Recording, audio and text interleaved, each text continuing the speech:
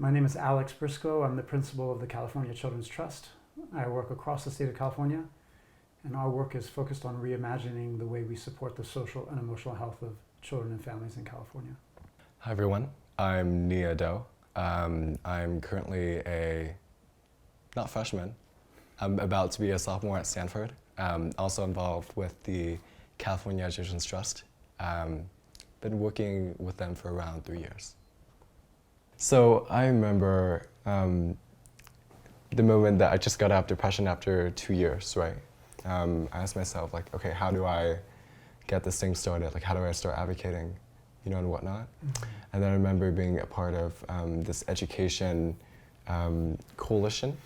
It's called the California Future of... Partnership for the Future of Learning. Yes. Yes. Yes. Yeah. And I presented there, and you were a part of it, and well, you were the opening speaker, and I was like the talent. Like, I was supposed to be the expert, but you were the opening speaker. You spoke first, yeah. Yeah, and then after that, I was like, wow, this guy's amazing. How do I get connected to him? So I started like cold emailing you. And then after that, we hop on a call together. Remember you showing me a research paper, the Kauai study, if you like recall, and it was about like how people with trauma heal and become more resilient. And I remember that after that, it took me about 90 minutes. After that call, I was just like think about all that and like how it relates to me and what I should do about that. Well, I can tell you why I sent you that. It's because when you gave those opening remarks, all I could think of, even before I started talking about emergency room utilization and blah, blah, blah, blah, was you were resisting the messages of it. Like, you were resisting a toxic culture. Like, I heard you fighting and like breathing for air. And it was so clear to me that that is the future of mental health. Like, so often we talk in youth mental health about beds and medication and crisis response and hospital utilization. And we don't talk enough about how come young people survive and thrive. Mm-hmm. And I like heard in your story this like emergent young man thriving. And I felt like our movement needed to mine your experience. Because if you could tell your story effectively about what worked for you, we could help break the medical model. Oh, I love that. Yeah. Yeah. So that study, which is super famous, is called the Kauai study. And it's a study of how come young people in difficult circumstances make it. It's one of the first studies to flip the script. And it was a study of families where both the parents had drug and alcohol challenges and mental health challenges. But it studied their children over like a 30-year period. And it's sort of a foundational study about resilience. And when I first met you that very first day, I was like, this is the dude who's talking about the stuff we need to talk about. Yeah. Yeah, and that inspires me to go out there and tell my story more and to be in these, like great rooms and talk about my stories and how, peer-to-peer programs relate, to this beautiful picture and how it can reimagine society in a way that help young students thrive, post mental health crisis. When we met that day, since that time, you no longer need a diagnosis to access mental health services in California. There are 1,000 new programs in schools, including the demonstration project, $10 million demonstration project. There's been an investment of $10 billion. When we were talking that day, there was nothing. There's nothing. There's nothing. Yeah, since then, there's the Youth Behavioral Health Initiative, the Community Schools Partnership Program. How many times do you get to work on something that produces $10 billion? Not that often. Good one, man. That's a good one. Yeah, I think we were walking into breakfast, and I was like, can you believe we're here? And I think the opportunity is the journey we've been on together. Is for people like me, broke down bureaucrats trying to do systems change, to be in a long-term relationship of support and love with young leaders like you. I think that is the opportunity. Yeah, I remember that when I got started, I was like, Alex, I really want to, get started on like youth mental health and go start advocating for it. But I didn't know exactly what the form or the structure of it looks like.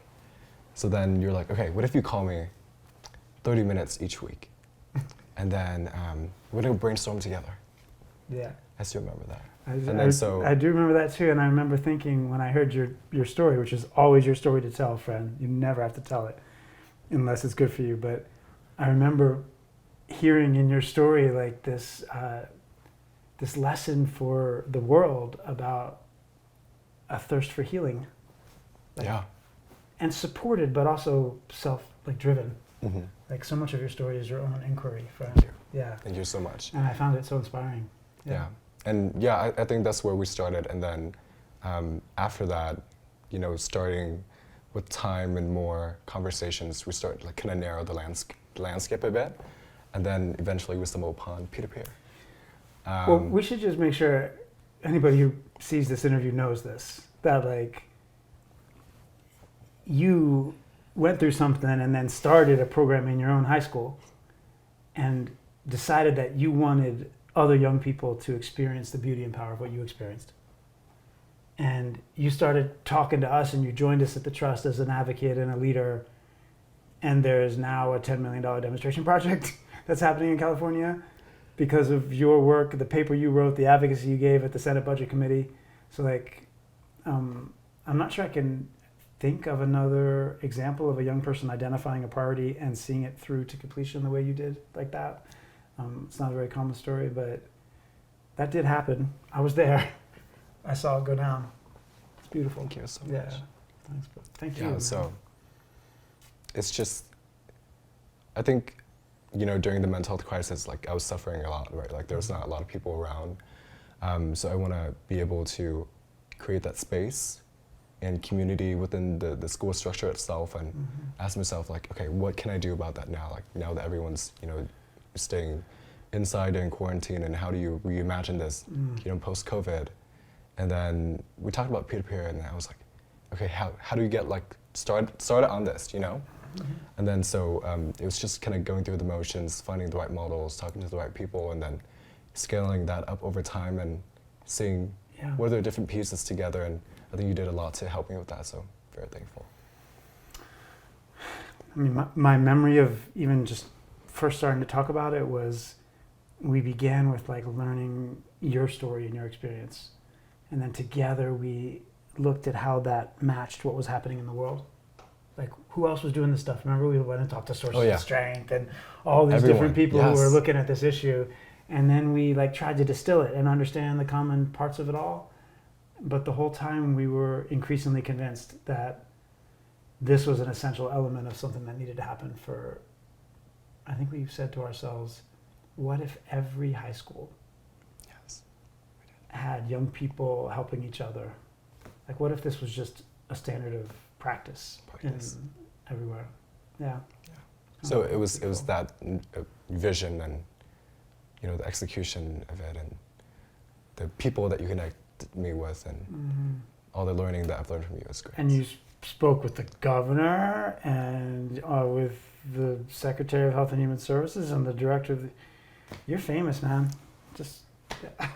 Because of you. Don't forget us, friend. No, don't forget us, yeah. Not because of me, friend, because of you, for sure.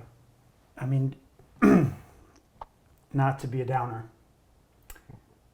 but even with all that we've accomplished together with so many other people, I'm not yet convinced we're winning. Like it's Great point. really important what we've done. So, and it's not obviously not just you and me. I want to get the pronouns right. Like so many people, I think there's a movement that's happening. Like we're talking about youth mental health in a way we've never talked about it before, and so I'm very proud of that. But it's still being dominated by kind of clinical care and still not talking enough about racism and poverty and identity. Young people didn't get twice as pathological, despite the fact that twice as many young people are trying to hurt themselves. So I still think we have a lot of work to do to... Absolutely. We've started a conversation, so I mean, in terms of what's next, I think what's next is the rest of our lives. Yeah. Both like a responsibility for ourselves and the way that we interact with the world, but also like the things that we have started, you know, like the peer-to-peer work and, you know, like the reimagining systems of care and all the above. Yeah. It's about like, how do you take accountability of that and keep it in a way that functions and work and away from the blockades of I like that word. bureaucracy. Yeah. Like there is an accountability thing. Like the boulder may be teetering, it's maybe not yet rolling, and I want to make sure it rolls the right way. Yeah. So what I would say is that I think it's just the beginning. Mm-hmm. There's still a lot more to do, but I think we started with like a really huge big bang. Yeah. So I'm excited to see what's next, especially at the trust. And Well, I'd also say I feel like too for maybe someone who, like, we didn't know where we were going when we started talking every week. oh yeah,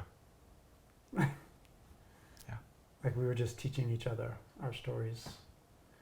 And I hope more partnerships like ours, which are, you know, our friendship, I hope more things that are trying to make the world better can have relationships like we've had.